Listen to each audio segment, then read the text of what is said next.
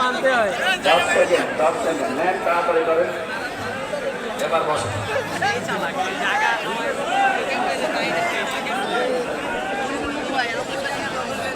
না না, এত দেরি করতে কেন? বসে তাহলে বসেন।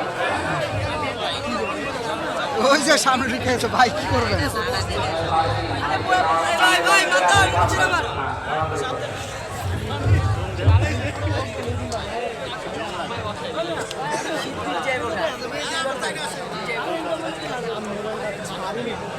আলহামদুলিল্লাহি রাব্বিল মাশরিকাইন ওয়া রাব্বিল মাগরিবাইন আল্লাযী খালাকা কুল্লা শাইইন সাওয়াইন ওয়া আওজাবা আলাইনাল ইহসানা বিল ওয়ালিদাইন ওয়া নাশহাদু আন লা ইলাহা ইল্লাল্লাহু ওয়াহদাহু লা শারীকা লাহু وأشهد أن محمدا عبده ورسوله سيد الكونين صلى الله عليه وعلى آله وصحبه وأتباعه أجمعين ليلا ونهارا في الطرفين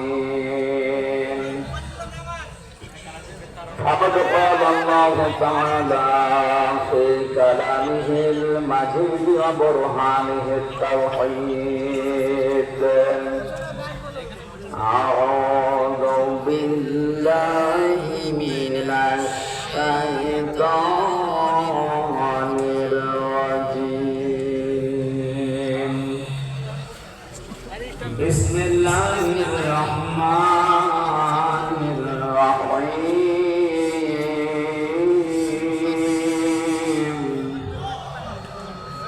وضرب الله مثلا قرية كانت آمنة مطمئنة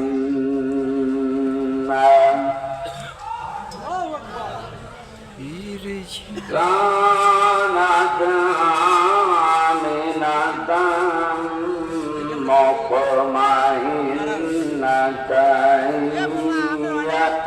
يأتيها رزقها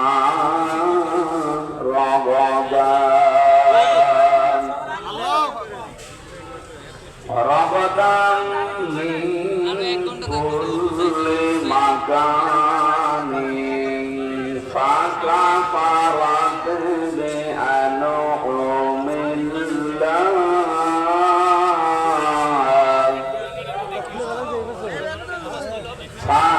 فأذاقها الله لباس الجوع والخوف بما كانوا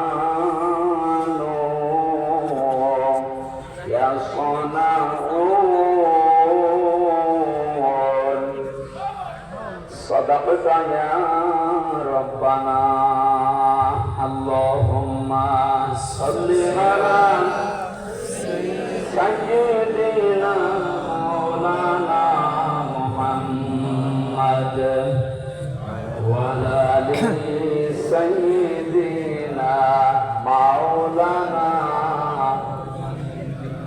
আলহামদুলিল্লাহ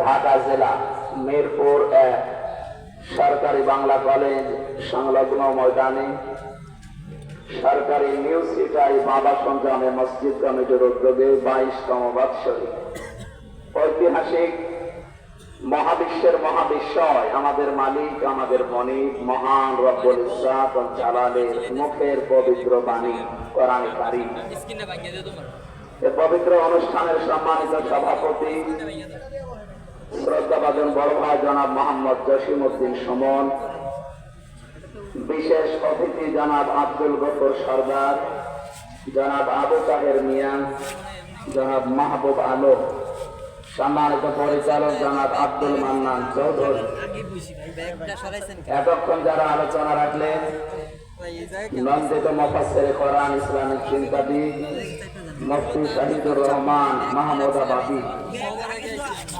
কোরআনে কারীম থেকে তেলাওয়াত করেছেন সাতক্ষীরার কৃতি সন্তান ইসলামিক ফাউন্ডেশন কর্তৃক নির্বাচিত জাতীয় পর্যায়ের শ্রেষ্ঠ ইমাম মুফাসসিরে কোরআন কারি মাওলানা ওবায়দুল্লাহ এরশাদ আতালাল্লাহু উমরাহু ওয়া বারাকাল্লাহু ফি হায়াতি বলেন আমিন।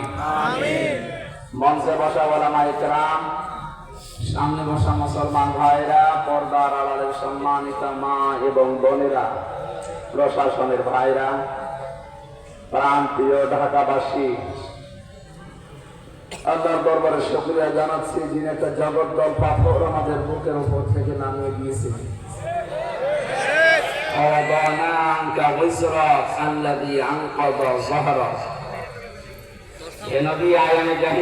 যে পাথর বোঝা, এটা আপনার পিঠকে বাঁকা করে রেখেছিল, আমি কি ওই বোঝা আপনার পিঠ থেকে নামিয়ে দেইনি? ১,৫০০ বছর আগে আয়াতটা নাযিল হয়েছে। ওই সময় ছিল আইএমএ জাহিলিয়াতের যুগ। ২০২৪ সালের ৫ই আগস্টের আগ পর্যন্ত এই দেশে চলছিল আওয়ামী জাহিলিয়াতের যুগ। শব্দ দুইটা প্রায় কাছাকাছি, আইএমএ আর আওয়ামী, আজকাল প্রায়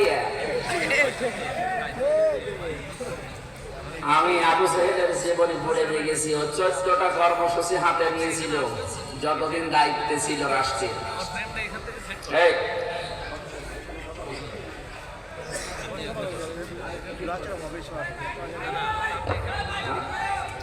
এগুলো এখানে দেবে।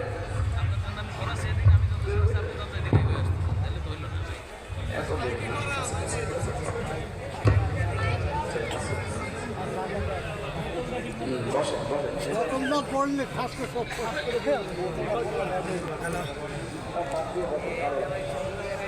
কে একজন বোতলটা ঠিক করে দিত ভাইয়া। যতদিন পর্যন্ত দায়িত্বে ছিল, ক্ষমতা ছিল, 14টা কাজ করেছি।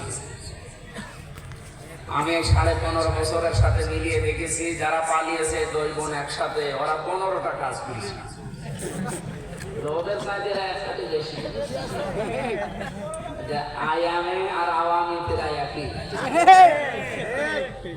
ওদের পাথর নবীজির বুক থেকে আল্লাহ সরিয়েছিলেন, পিঠ থেকে জহারাটা, আর আমাদের বুকের ওপর থেকে আল্লাহ এই পাথরটা সরিয়েছে। আমরা এখন কথা বলতে পারছি।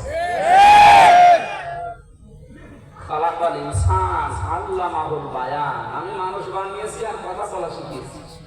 এ কথা বলা শিখিয়েছে নাকি ওনারা? বলতে মোবাইল পেয়ে দিয়েছে,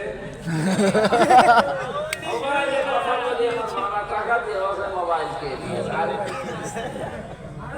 আল্লামাহুল বায়ান শব্দের ব্যাখ্যায় আমি দেখেছি এটা মানুষ কথা বলতে পারে, এটা পৃথিবীতে কেউ দেয়নি। এসবকে দিয়েছে কে? তামাম দুনিয়ার সব যদি এক জায়গায় হয়ে চেষ্টা করে আপনার মুখ দিয়ে কথা বের করতে পারবে না।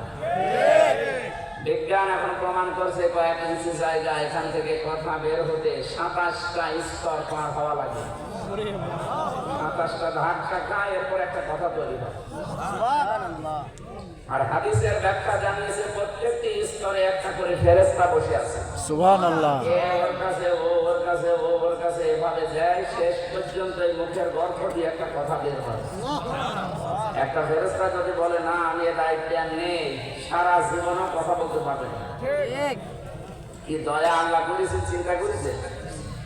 উনি নিজের হাতে যে 5টা জিনিস রেখে দিয়েছেন, কাউকে দেননি।